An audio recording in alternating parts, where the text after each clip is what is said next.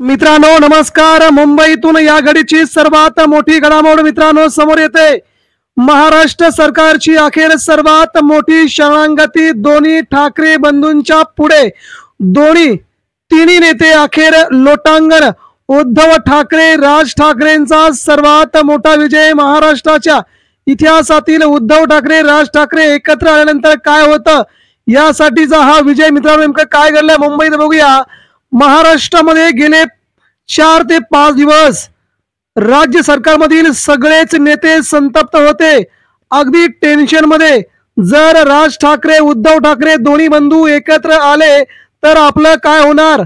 आपलं संपूर्ण महाराष्ट्रातून समोर उच्चाटन होईल का? ठाकरे बंधूंचा धसका दणका पाहून सध्या देवेंद्र फडणवीस, एकनाथ शिंदे, अजित पवार यांनी हिंदी सक्ती विरोधातले सगळेच जी.आर अखेर केले आहेत रद्द।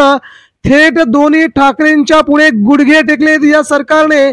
मित्रांनो हा विजय मराठी माणसांच्या एकीचा, मराठी माणसांच्या रेट्यामुळे हा विजय झाल्याचं आजच राज ठाकरे यांनी म्हटले। तर इकडे उद्धव ठाकरे यांची 8 वाजता पत्रकार परिषद घेऊन त्यांनी हा विजय मराठी माणसांच्या एकीचा, हा विजय युतीचा, हा विजय राज ठाकरे उद्धव ठाकरेंचा असल्याचं म्हटलंय। मित्रांनो जर हे दोन बंधू एकत्र येत असतील तर या तिघांच्या पोटात काय दुखायची गरज आहे असं संजय राऊत यांनी म्हटलं होतं आणि आज तेच घडलंय।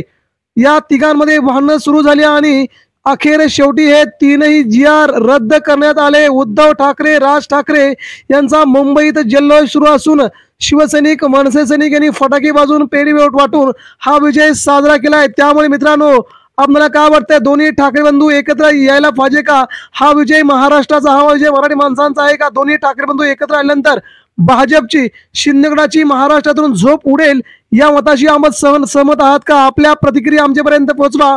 पुन्हा एकदा ठाकरेंचा सरकारला पहिला दणका। मित्रांनो प्रतिक्रिया द्या।